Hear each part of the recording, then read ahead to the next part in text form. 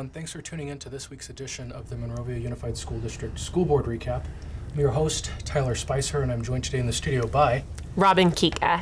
And we have a great recap for you today. But before we get into the recap, I just want to mention that you can be a part of the recap team.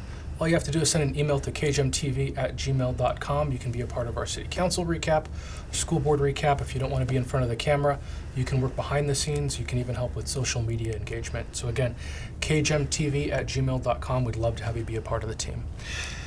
With that, we'll be discussing the board meetings of September 10th and September 24th of 2025. September 10th meeting was called to order by Board President Rob Hammond. I didn't catch the exact time as there was an audio issue in the beginning of that meeting, so wasn't able to catch the time for that. From there, the principal of Monroe Elementary School, Rich Morrison, came to the podium and had students from the school give the Pledge of Allegiance in both English and Spanish. Next, Board President Hammond came up to the podium and discussed, or swore in, rather, the new student school board member, Callie Zuval of Monrovia High School. That's always exciting to have the student board members, and I think it's great for the high school students to have that representation, right, on a student level. From there, we had the roll call. Board member Acone was not physically present, but did call into the meeting. All other board members were present. There was no reportable action from closed session, and there was a motion to approve the minutes from the last school board meeting. The minutes were approved with no discussion. From there, we had board member reports. There was only one board member report, which was from Celine Lockerbie. She discussed her attendance at the back-to-school night at Monroe Elementary. She also discussed her concerns about immigration enforcement and certain actions on the federal level. She also gave a shout out to the superintendent and to other staff members. No other board members had reports. The student school board member report consisted of a link crew orientation, which, do you know if that's new? I didn't hear. So it's not new, but it's fairly new in terms. Link Crew is basically a mentorship program for upper grade high school students for ninth grade students. Oh, okay. So it's kind of an orientation. They meet with the ninth graders during the summer, and they're, leaders of 9th or 10th, 11th, and 12th grade. They meet with the 9th graders over summer. They kind of introduce them to the school, take them around campus, and then also throughout the school year, the Link Crew, they have kind of their pods, and so you might have an upperclassman who is there to check in on you as a 9th grader. So it's really an opportunity to transition those new 9th graders in. Nice. As we all know, starting high school is kind of scary, so it's nice having that opportunity. Definitely, yeah. Well, that's great. From there, the Wildcat football team had great success, or they've had great success so far at their games. I believe they recently played against Brentwood School. They've been doing really well. So that's always great. Next, we had the superintendent report. The superintendent discussed the back-to-school nights that happened across the district and discussed the safety and security of all campuses, which covered everything from physical security, personnel security, and the constant collaboration between the police and fire departments. The superintendent also mentioned an event that took place on September 18th at Wild Rose Elementary School that provided tips and strategies to support children's mental health, which is really important, right? Yeah, absolutely. From there, we had public comments. There was a total of 8 public speakers during the public comment period. One of the key moments during public comment came from a parent who stepped forward to share concerns about school safety. With the tragic reality regarding school shootings happening across the country. It's happened recently. It's something that weighs heavily on families, and these incidents aren't new, and so the district did, or the superintendent rather, did discuss the actions that's being taken by the district to prevent any unfortunately incidents. It's just a reality, right? And we hear about it, and of course I'm guessing it was closely connected to the shootings that had recently happened, right worldwide or nationwide. It's, as a teacher, as a parent, those kinds of things, you don't focus on them, but they're always there in the back of your mind. No, definitely, yeah. From there, Board President Hammond acknowledged those concerns, making it clear that while the district won't publicly outline every precaution for security reasons, the superintendent will provide a broader overview of the safety measures that are in place. From what was discussed that night, I believe it's kind of clear that the district continues to follow those strict safety standards, and that they've built a very strong relationship with the police and fire department to help keep the students and staff protected throughout the district. From there, most of the speakers then spoke about their desire for an aquatic center. I know earlier we were talking about, the last time I hosted this recap, it was a couple months ago, and we were talking about the aquatic center, and now I don't know if it's continued over the past couple recaps or if it's kind of went away, but it's back now. So, well, school board meetings are back. So you're right. Yeah, that makes sense. That makes sense. And the district, they're kind of in this hard position because I believe they got a quote for like $10 or $20 million for a new aquatic center. To build the entire facility. Yeah, so that's a lot of money, and I don't believe the district had that $20 million. Right? So it makes it pretty difficult. But Board President Hammond did clarify that part of the problem with that is they had a workforce reduction last year, 45 school personnel, and the number of students in the district versus the number of students. The number of students in the district versus the number of people working there wasn't a balance, he said. So there's a lot of moving pieces, employment, student enrollment, school safety, and that's just a few of the things, right? From there, we had staff presentations. There was an aquatics concept study. So there's a lot of great information in there about the concepts for the pool. We're not going to get into every last detail for it because it goes pretty in depth. So that's at the 58-minute mark into the meeting if you want to see that. From there, we had a ratification of a facility lease agreement between Citrus College and the district for the high school water polo team. So again, all related to the aquatic center. And there was a ratification for a memorandum of understanding for the West San Gabriel Valley SELPA and Member District Teacher Residency Program. That's a lot. That's a lot to say. Do you know what that is? I'm not familiar with that. It's like I would consider a county program, and that's for our students who are not classically labeled, with special needs, special considerations. And it's a consortium of local cities around Dougherty, San Gabriel, and those kinds of things. And they work together to provide the services for the students in need. Oh, nice. So I believe a few of our campuses on campus have SELPA programs so that students outside of Monrovia District or inside of Monrovia who qualify receive those services. And it works together kind of as a community thing. They'll put on a prom at the high school for their students and Christmas, like a holiday shop where they can buy things that the students have made. Awesome. So when you hear the word SELPA, it's the consortium of schools that service and provide services for that population of students. That's great. That's really amazing. From there was a request for approval of the unaudited actuals financial reports of the revenue and expenditures for all district funds for the 2024 through 25 fiscal year. There was also a resolution to recognize specific dates in September and October, I believe it ends on October 15th, as Hispanic Heritage Month. The resolution was passed, and that's really good because we have such a large, not only in Monrovia, but a large Hispanic population across the entire state, and there's a lot of history there, so I'm glad that they were able to put out that resolution. From there, before that adjournment, actually, President Hammond discussed the events that occurred on September 11th, 2001, as the meeting took place on September 10th. I was a baby at the time, so I obviously don't remember anything, but, from what I've seen and heard and learned over the years, it's extremely sad, right?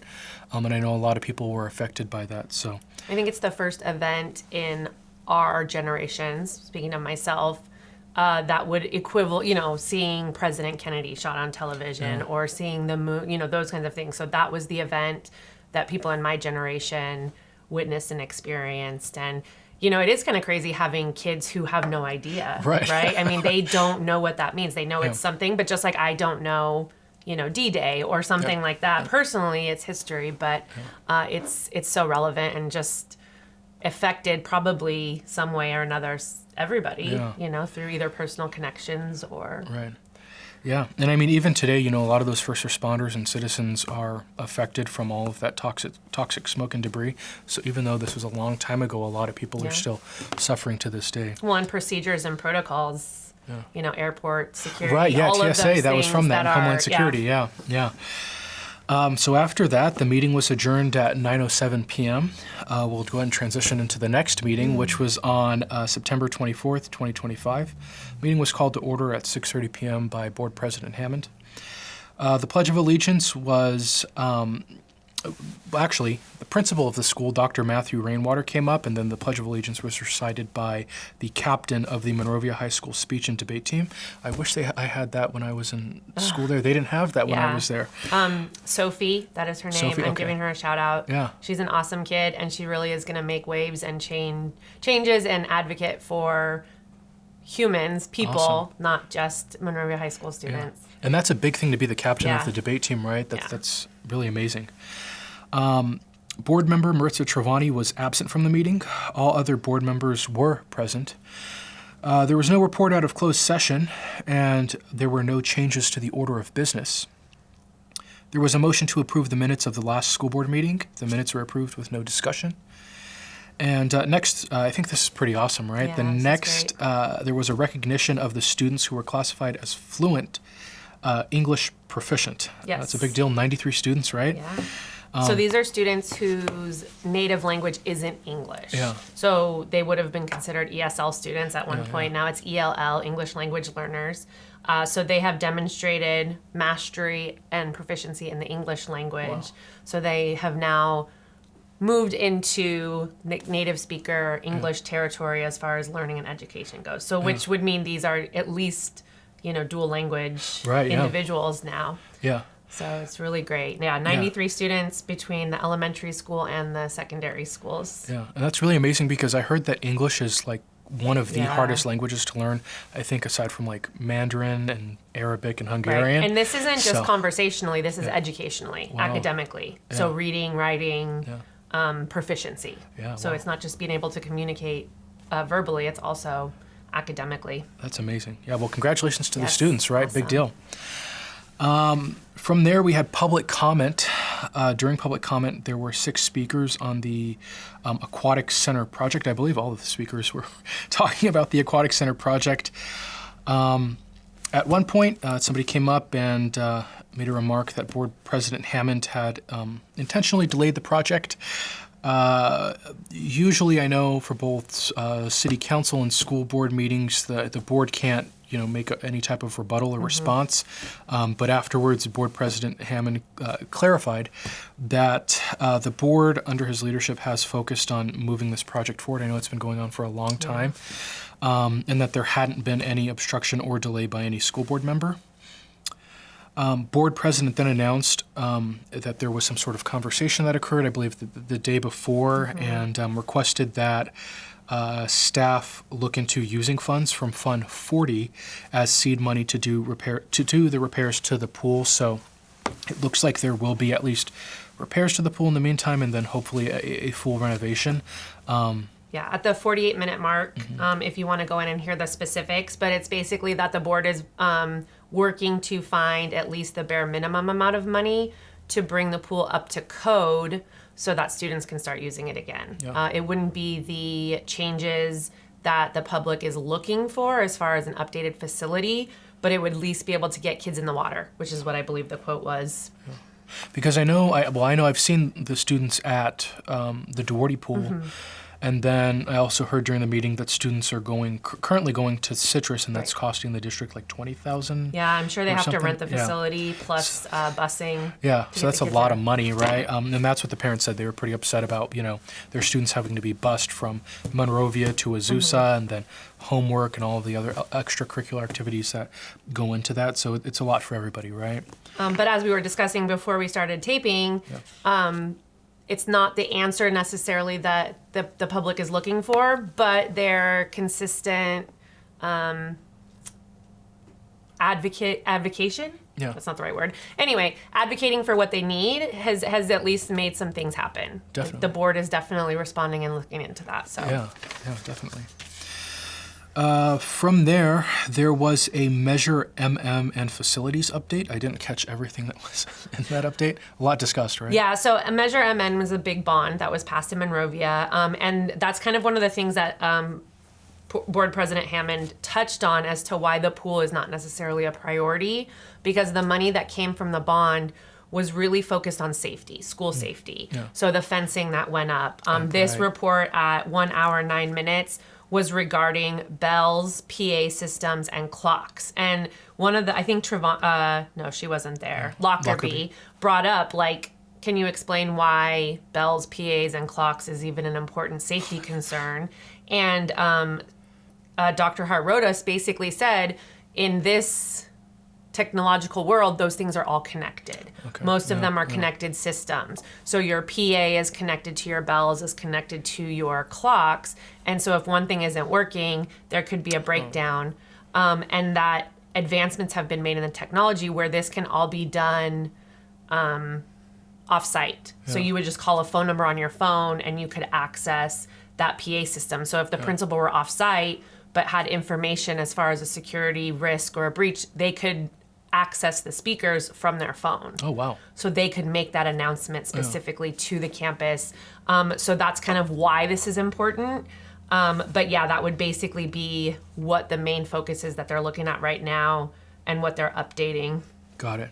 Yeah, and I think we saw, or I saw rather, it's just east of Monrovia High. I don't know what the elementary school is. I don't know the name of it. Monroe. Okay. Those big new fences that went up. So I know that they are, taking those steps to ensure that the students are safe. Even though I know some people didn't like those gates. They said it takes away from the overall campus. And that was also a comment Yeah. because one of the things that they have to figure out is because they put the fencing up, they've lost open space. Right, okay. And so the playgrounds are supposed to be accessible to the community. Oh, okay. So because they've closed that off, I think that's why they were able to redistribute funds to focus on the pool and different things. Got it. To make more public space for the community. That makes sense. All right. So yeah, there was quite a long discussion about that. There was also a public hearing for Proposition 28 funds. Not familiar with Proposition 28. It's the arts and creative arts and funding through that. It's a grant. Got it. To pay for things like that. All right. And then also a proposal from Golden Star to replace failing audio in the school board room. As I said back on the September 10th meeting, there was an issue with, hearing the board members during the beginning. So hopefully they can get that fixed. Yeah. That's all I had. I don't know. I'm sure I missed something. Yeah, so just a couple of things. things, just to refer. They did introduce and swear in a new high school representative also from Canyon Oaks High School, Madeline Avila. Oh, okay. All right. Congratulations on that. Yeah. They introduced their new public information officer, Susan Thomas, who's new to the district. Things that maybe as an employee, things that kind of are interesting and good to know. They did discuss the Brad Oaks rebuild. That was part of the Measure MM bond money, which for those of you who are familiar with or not, there was a fire at Brad Oaks Elementary School A couple years ago. 2 or 3 years ago, and there's been some delays in getting some of that approved, and the Dixon and Associates referenced what happened, and basically the plans they submitted were sent back, which he said is what caused the delay, but it looks like it's good and things are going to start moving forward. They approved some things happening around the campuses. Clifton has a Safe School Ambassadors program, which is similar to a mentorship program where there are students on campus who are designated to be, if you will, liaisons between students and kind of really the outside world. Because oftentimes they talk about students who maybe walk a different path than what would be considered a normal mentor. Okay, But you use yeah. their leadership skills and their abilities to kind of further support things happening on campus. The cross-country team is going on an overnight trip to Fresno. Nice. They're having a CTE program advisory committee. So CTE is the career tech education. What was the other ones? The Oh, they approved 2 new certificated positions. The Executive Director of Ed Services, who will be in charge of college career supports. It's a cabinet level position. Their job is to support principals, focusing on things like the CTE, the pathways, which is like they used to be called ROP a long time ago. I don't know if they had that when you were in school. Yeah. No. And then AP and AVID programs. And then they also approved an executive director of curriculum and instruction, who is the person that's like analyzing data and making sure that the instructional strategies that we're using are being successful. And that person is also in charge of our EL program and our learners. They are positions that used to exist that the former superintendent got rid of, and now they're bringing back. And it is an executive level position, so it is a district level position. Which kind of affects that balance, which is a lot of concerns, especially in the teaching world, that there's a balance in people at the top and people at the bottom. But the idea is obviously to support the teachers, and this would be that person that would support them in getting everything that they need to get done. Nice. Yeah. Well, I mean, hopefully that career position that you mentioned, like I said, well, I wasn't familiar with it, obviously, when I was in school, but hopefully that position can help students who don't go to college after high school, who maybe, go to the military or, learn a trade or some sort of vocation. I think it would be great to see an expansion for those students who aren't following the traditional path to college, right? And I know Monrovia has done a lot of work to introduce more CTE pathways over the years. There's the technology pathways. There's the performing arts pathways, so through theater, things like that. There's medical ones through sports medicine. And so there's a variety. I'm sure I'm missing some. If you want to comment down below some of the CTE pathways under this video that we can make sure they get represented. But yeah, it's definitely something that the district is focusing on making better. Definitely, and helping support all students. Right? Because we know not everyone is college bound. Not everyone needs to go to college. And so we need to make sure that all the pathways are accessible and supported, and then, equally strong. Yeah. Right? Right. Yeah. 100%. So with that, that's all I had. I think we got everything. Like I said at the beginning, we'd love to have you be a part of the team here at, for the recap. I think our numbers are kind of low right now. So, again, kgemtv@gmail.com. If you're sick of seeing the same faces again, please volunteer. There's a seat for you at the table. If you don't want to be at the table, you can work behind the scenes or, again, help with social media engagement, even scheduling. So, kgemtv@gmail.com. If you're interested, just send us an email and we'll get you plugged in. With that, that's all I have. Thank you for being here. Yeah, thank you. And we'll see you on the next recap. Take care.